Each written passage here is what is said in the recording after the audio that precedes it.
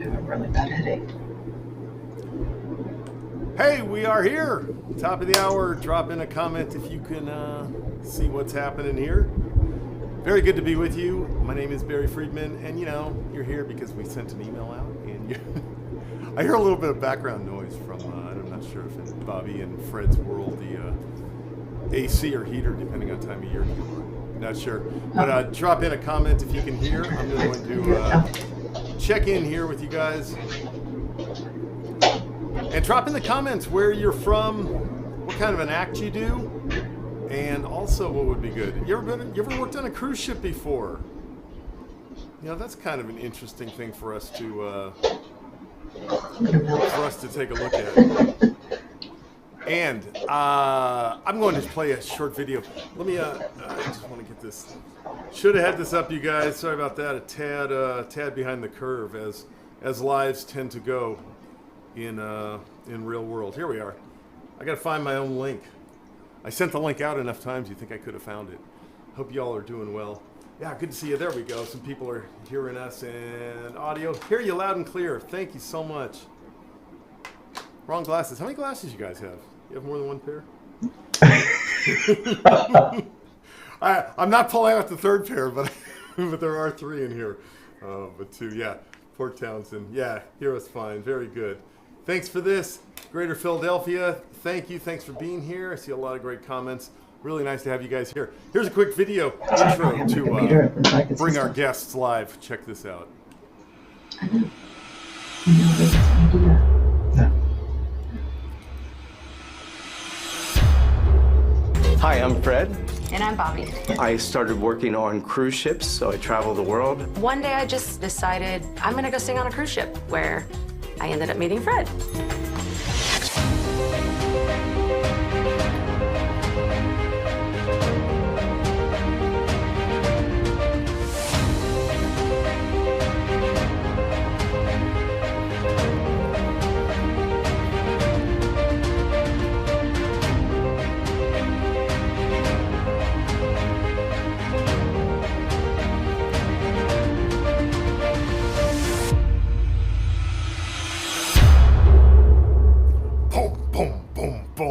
And then they walked out onto the Penn and Teller stage. Oh, we got to shift Bobbie over a little bit. Shoot. Or yeah. Well, you shift over. Yeah, we can do that. We got to shift all you guys. Good to see you. No, it's the wrong way. Bobbie didn't come to rehearsal. You're the wrong way. No, I'm moving the right way. This couldn't have been any better if we planned it, because this is the way. Yes. I couldn't get any closer. There's a chair. I know. Any closer, he's gonna have to stick his hand in your back and move your mouth. It's terrible. Speaking of which, yeah. Hey, really good to see you guys. Thank you so much for being here. Yeah, Barry, how long have we known each other? I think I'm not even positive, and this is amazing because I worked on cruise ships for so many years. I'm not even 100% sure we've ever met in person, but we have been playing together and online, and you've been in Showbiz Blueprint. And I mean, 10, 11 years, I bet from the very beginning. So I can't wait for that day. Yeah. I look forward to it. Yeah, we were headed to see you, and Bobbie and I missed a flight and missed our cruise. So we didn't actually make it up to see you. Do you remember that? Yeah. I totally remember that. And I just love watching what you guys, what you do online and what's happening in the world and how you've been so big at helping people understand the cruise ship market. And, right off the bat, I just want to tell people, Bobbie and Fred are, as I said in the emails, there are no two better people to learn about this industry from. So I think it's wonderful that after COVID and all the changes in that market and what's going on right now, and with the reentry restrictions constantly changing, it's like my world from juggling. I just think it's really great that you guys are talking about this again, and I'm happy to share you with whatever audience we can get the word out to, because it's a difficult time for entertainers. And when you told me the other day on a call that cruise ships are actually hiring and working, I'm like, let's introduce people to this. So yeah, we can do that today. Yeah, they're actively looking for acts. They can't fill some of the spots, so there's kind of a unique opportunity that wasn't there previously for people that weren't already broken into the industry. So it's kind of exciting, and it's also sort of the Wild West at the same time. There's so much going on, and it changes day by day. It's an interesting time to try to break into the market because there is sort of availability. There's a myriad of reasons why certain. What are you doing? Well, No, stay there. It's fine. On the two shot, you're a little off. Maybe you can lean over like I see. When you're on a ship. That's on the hilarious. one shot, you can lean over. No, Yeah, it's all well, good. yeah, we're Anyway, It's so all it's good. an interesting time to try to break in because there's a myriad of reasons why previous entertainers are maybe not going out, whether it be that there's vaccine requirements and they don't want to get vaccinated, Yep. whether it be that they're vaccinated but they're just not comfortable going back yet until they have a clearer picture of the industry. There's just a lot of numbers. So I know the agents have lots of different lists running. Here's our roster, and then here's people who can't go out right now, and here's people who can do who could only do audience participation, so they can't. There's a lot of myriad of reasons why they're like, we need acts. So it's an interesting time to break in to the industry, and we're going to do our best to help people navigate who are trying to break in right now. Yeah. And full transparency, Bobbie and Fred are doing a 3-part workshop that you'll be able to have a link. In fact, tell them the link where to go for that if they want to sign up for your workshop. Probably the best way is to go to gigsonships.com. Okay. And there's perfect. you just drop your email and I think maybe just your first name, maybe it's first name, last name. I don't remember the requirements now, and I think it's it social just signs you up security to get the number. notifications. Yeah. Exactly. That's it. Yeah, It was your social your as PIN. well, which I thought was very, very bold, but why not? Hey, so we like to be thorough. You guys had that intro that we just showed from Penn and Teller. I think that's when you were on Fool Us. But could you just summarize just a tad of like your history on cruise ships? Because I know it's just massive. And stay still. I'm going to adjust where you are so you don't have to move. Okay. All right. Fair enough. My story really quickly is I met a magician named Billy McComb when I was about 18 years old, 17, 18. And he's the one who said to me, he looked at me straight in the eye and said, cruise ships, that's where you want to be. And he explained why. He said, you get to travel around the world. You can live like you were a millionaire, going to all these exotic places, and they pay you to do your show, do what you love to do. So I immediately went, this seems like a great idea. And right then I was like, I'm in. Quick story.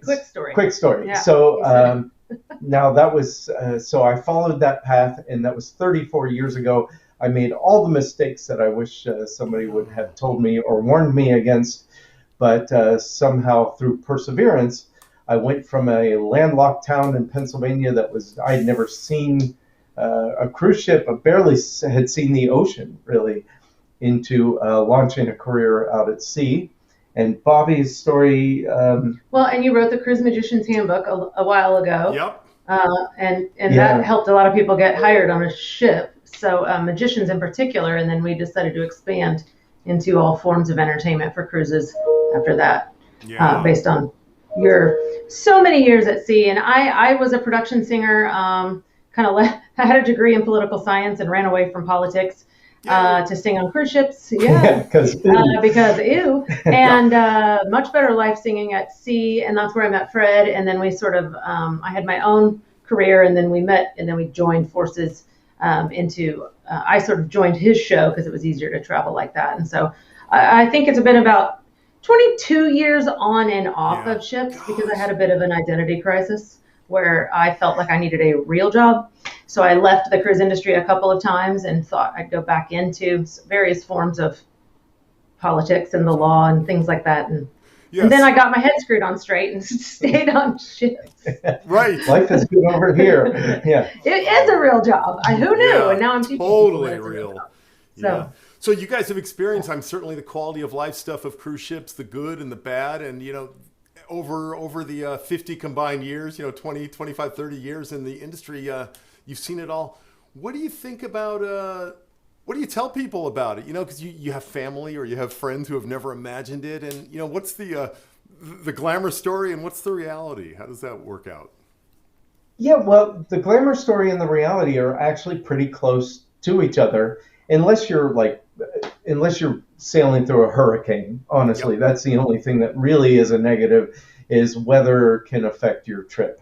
But ships tend to follow the sun, so you don't run into that very Yeah, often. they tend to avoid weather the best they can. Sometimes itineraries can get altered due to weather and that kind of a thing. But ultimately, the glamour is, all of the things that we sort of touched on briefly at the beginning. Somebody else is paying you to travel, and you're a guest entertainer on board a ship, so you're essentially a guest who performs while you're there. So you have on most cruise lines, you have essentially guest privileges. You just yield to guests. So you can eat in public areas, you can socialize.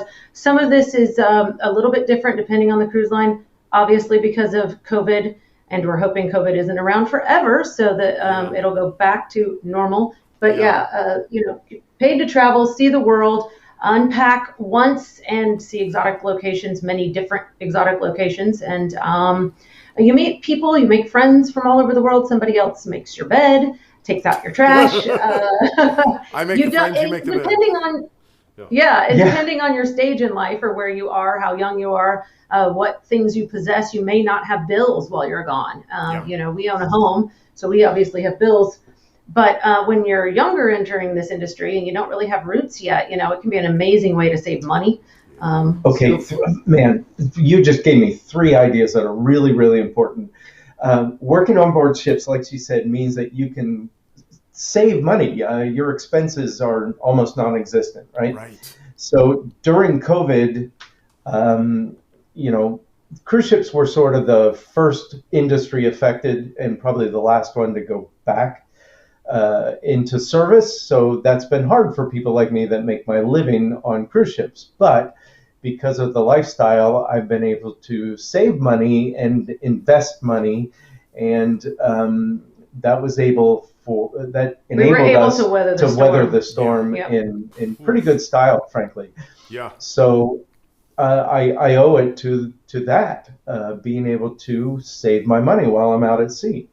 All right, so that was one good thing Bobbie reminded you of. What was another thing? Because you guys do this together. You guys teach this stuff. You're so good together, and I've seen ideas. I've seen full lessons spark out of a conversation you make in your report. Yeah. Well, part of the other really plus side is you said sort 3 of things. So that 3 was the things. first. That was one. Okay. Second one Keep is on track, Bobbie. the theaters. That's her main job. I keep him on track. She puts the bridle on me and steers me. But that's a different. I got involved. But yeah, that's good. That's it. I work for Oates. I got involved in theater in this career because I like all the trappings of theater, right? Yeah. I don't like street performing. I don't really like doing trade shows because it's like street performing where you have to sort of convince people to stop and watch you. That doesn't fit me real well. What I wanted was a situation where people file into a theater, sit down, the lights go out, lights come on stage, curtain parts, and there's me doing my show. And a cruise ship is a place where I get to do that, and not only do I get to do it, it's set up for me. I don't have to sell those tickets. So I don't have to be famous to get people to buy a seat to my show. They're going to be there. And I like that. It's and the third thing is sort of that element of visiting fame on my terms. So imagine this. At the beginning of a cruise, nobody knows who you are. You're walking around with everybody else. You're anonymous. You do your show, and then the next day, you're as famous as any person in the world for that microcosm of human population that is stuck good. on that. You like that? I do, because I get to visit thing, it. Yeah, and people you get the feedback. People tell you how much enjoyment they got from the show that you did, and then the cruise is over. They go home, and if you stay on for another cruise, it all resets, and now you're anonymous again, and you have privacy. So well, in my world, ahead, people would come up to me after the show and talk to me like Dan. So I stayed in my room after, like, "Oh, Barry, are you going to eat that muffin?" And I couldn't take it. But, Well, and you asked originally, what's the glamour and what's the non-glamour? What's the downside? Yeah. And to be fair, Fred said they were closely tied together, and that can also be a downside. So you live, unlike other performances where you go to the theater and then you leave. In this situation, you sort of live with your audience, and so You have to kind of always be on. We can be out in port watching a football game, and Fred gets too riled up, and he has to be careful because we don't know who's sitting around us. You can't just be swearing. Why is it that Fred gets riled up? Well, there might have been an instance once where the Steelers were playing and something. Anyway, could have been. so you can't. You're always on. You have to be from the very beginning, from when you get to the airport in your city. You don't know what other cruise passenger is flying to your exact same ship. So even we're constantly aware of, okay, are there passengers here? What are we talking about in public? Yeah. So that can be a downside for some people. Fred mentioned weather, if you get seasick, like I do, 20 some years at sea, and, you have to learn how to manage seasickness. Definitely. There are some sort of and the travel, the day of or 2 days of, depending on where you're going, travel can be a downside intense, right. and intense. And but most entertainment jobs, other than 50 milers, right. have to travel somewhere. Well, and the point is that, we always joke that that's where we make our money, because once we're on the ship, life gets a whole lot better. So, we're very honest and forthcoming in Gigs on Ships, talking about the pros and the cons, and for the cons, how to make them better. Yeah. Mm-hmm. Awesome. So. Hey, a couple of things from people who are here watching with us today. John Wilder from Sacramento worked as a musician entertainer on the Star Dancer in Alaska in '86. I may have been on there with you, man. That's so funny. Star Dancer and the Azure Seas, like the first two. Those were way beneath where you guys were working. These were like, those two boats were like the, what do you call it? The rescue lifeboats now on the ships you work. But you're not wrong. In fact, the nickname was the Azure Sleaze. Oh, wow. Yeah, it was not a high profile. No, but it was a 20-mile drive from where I lived in Los Angeles, and we could jump on. And then I learned if we didn't have the show on the first night, I could just take the train down to San Diego and jump on, which got me in a lot of trouble when they found out that I did that. So, yeah, that was a good thing. So, yeah, Mark Phillips, welcome out of D.C., did a few cruise ships. Joey Papaya did 2 ships in 2003. Jeff Celentano, how about that? He was played piano bars on ships for a while. That's really cool. I didn't know that. Paul Gertner's here. I don't think Paul's done ships, but man, dude rocked Penn and Teller the other night. That was very fun to watch, man. Again. Really good. Number 5, his 5th time. And I'm not going to ruin the surprise. You'll have to watch it. Wow. But you guys, let's talk a little bit about the industry, what change you've seen, and specifically in the last 20 months. We have I just got a picture from let me share this. I just shared a picture here from, let me put this over here. Just shared a picture from an entertainer friend of ours who's on a ship. Paul's done ships, but man, dude rocked Penn and Teller the other night. That was some weird audio's coming through. But that's number 5. Yeah, weird audio's coming through. I have the wrong audio on. But you can see this is wow. But there's Chad in a nice theater the other night rocking it. And you said you just got off the phone with Ron Lucas. With Ron Lucas, yeah. The world's finest ventriloquist. And he's out on... Yes, I always have to follow his name by that.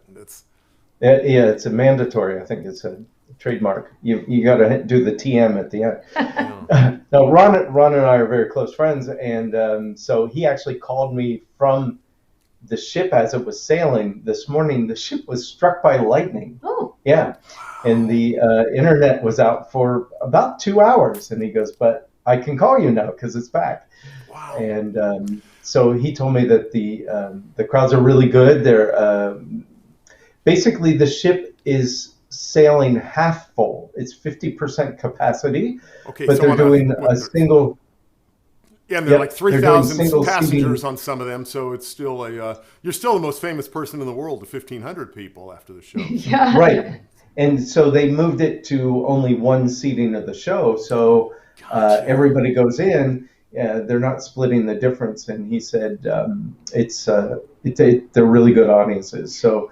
Yeah, there's been, we're fortunate that we have a wide net of friends that are on cruises or in the cruise entertainment industry, so that we're constantly fed information. We're also friends with a lot of cruise directors, hotel directors, and good relationship with agents. So we're getting a constant source of information about what's going on.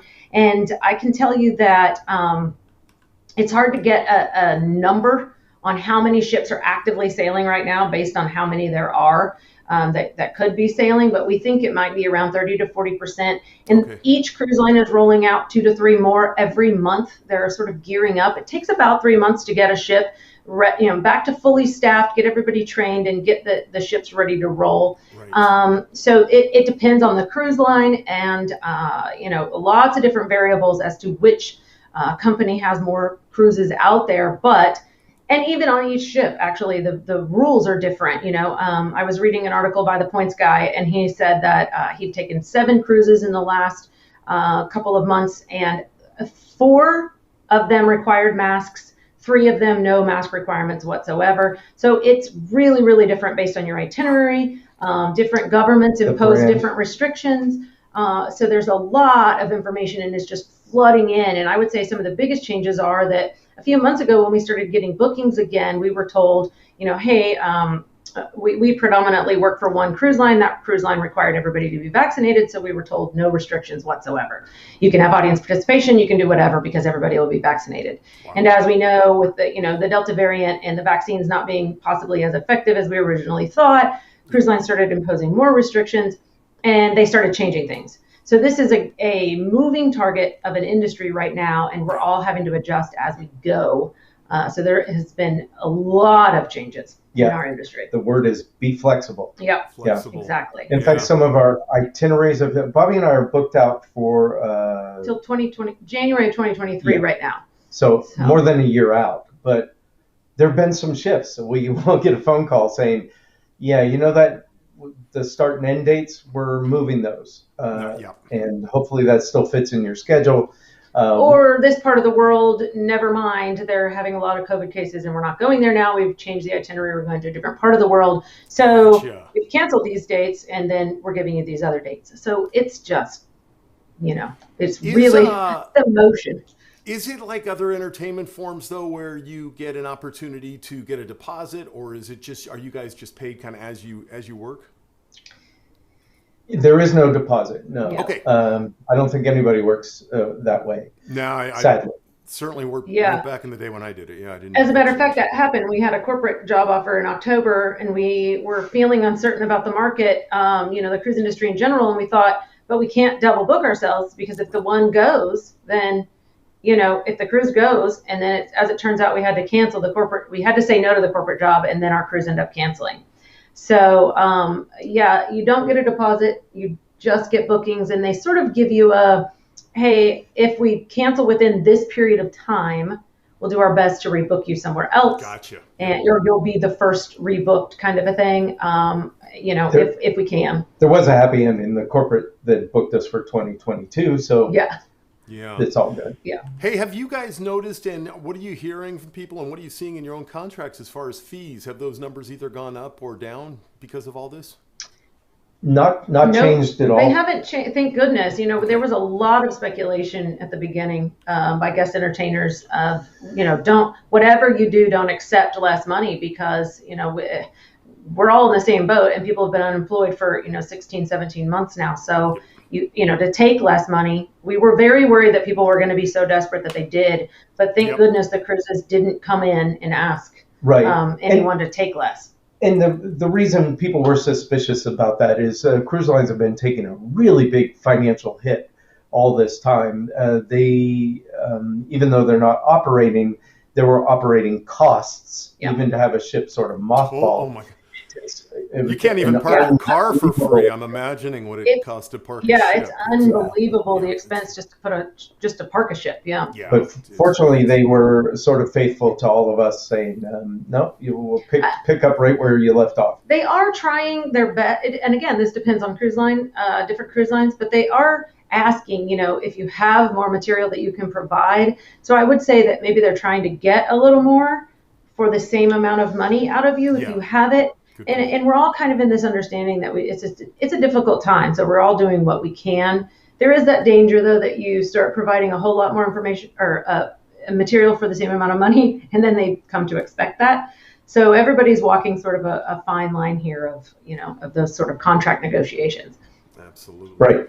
Yeah. Hey, Michael Rossman's here. He's done a lot of ships, he said, with the Beckers at least once or twice. Very cool. And yeah, Acrobatrics, done a lot of ships, and they said everything you guys are saying is spot on. Thanks so much. It said, do they, Kathleen Barron's asking, do they ask you to drop audience participation in light of COVID? Has that come up? Yes. Hi, Kathleen. Yeah, definitely. Yeah. Yes. That's been the biggest problem in our world. So there are ways that we're trying to deal with that. So if you want to war game that just a little bit, at this moment, you're not allowed to go into the audience. No audience member is allowed on stage. And more than that, nothing can pass back and forth. So you can't, toss a deck of cards out. You can't borrow a ring or something like that for those of us that are magicians. So that's difficult. It's really difficult because ultimately, essential key to cruises is audience involvement, not just in the shows, but around the ship. Yeah, there are games that people do. And if you have cruise, just from the sexy legs contest they have at the pool, and there's just so many things that they tend to do on these cruises that involve audience members or the guests in some way. So it's really something I know they want to get back to as soon as possible, but it's really hurting in a way magicians who use audience participation and any act. A lot of acts can just eliminate it. They don't. If it's a singer that goes into the audience and does some kind of a thing, they can just eliminate it. But it's really a key thing that we encourage from our students, right? Pre-pandemic. So what do you do? Yeah. Here's what people may not know if you haven't been on a cruise, or at least in many years. We no longer have a curtain behind us on board the ship. We have a LED screen. Not on every ship, but most ships now have that. It's a high definition LED, or they have a projection. So, like, I printed this out because I didn't have slides available right now. Look at that. Showroom. Yeah. Oh, wait, I'm sorry. Go ahead. Show me. There it is. Yeah. Yeah. Gotcha. I see. Beautiful. Right. So you can put anything you need to up there on the screen, and you can do live projection. You can we have backdrops that are curtains for those LED walls. Yeah, I actually put that picture up behind us for. Oh, that's fantastic! I love that. Which is funny. Yeah, but so the idea is you can do things. You can have people have select things as a magician, and you can do that by holding it up to a camera. So during COVID, I've been doing Zoom shows like a lot of other magicians, and I've actually worked up all this material that works in front of a camera. And now I can take that directly out to sea and plug it in there. And in fact, I think you have a built-in excuse of saying, hey, folks, we've been away from each other for, this whole time, and I wasn't able to do shows in person, but I was still doing shows. Would you like to see what that looked like? And then sit down in front of a camera and pop it up on that giant screen behind you. It's as big as a billboard. And the definition is far more visual and beautiful than the old school, just like projector screens that would drop down and everything's kind of fuzzy and blurry. And being able to use the LED wall is so advantageous, especially right now. And those magicians who are actively out, they're going out, they've found ways around the audience participation situation. And don't get us wrong, we're eager to go back to being able to have the audience because they are a huge part of our show. But you got to do what you got to do right now, and that's how you navigate. And even in some of our in-person events that we're doing currently on land, where they don't seem to mind having audience participation, we've cut out some things because it seemed inappropriate to be that. You just close. Never know how comfortable people are going to be. So we've gently threaded that needle of what we feel is sort of safe. I think safe Dan and while I still Yeah, I think you guys have done it well. I think Dan and I, the way we ran our act, Raspini Brothers for 34 years, man, I think we would have been out of business if they said don't touch, don't use any people. So congratulations on reaching. Something neat too with those monitors. I think you could even play something like from one of your live shows or from when you're on Penn and Teller and doing that trick. And just like, here Penn got to choose it. You can choose it from the audience. A lot of ways to build authority with that. Really nice. Right. Yeah. Yeah, it's definitely an asset, and you can add a lot of production value as well with back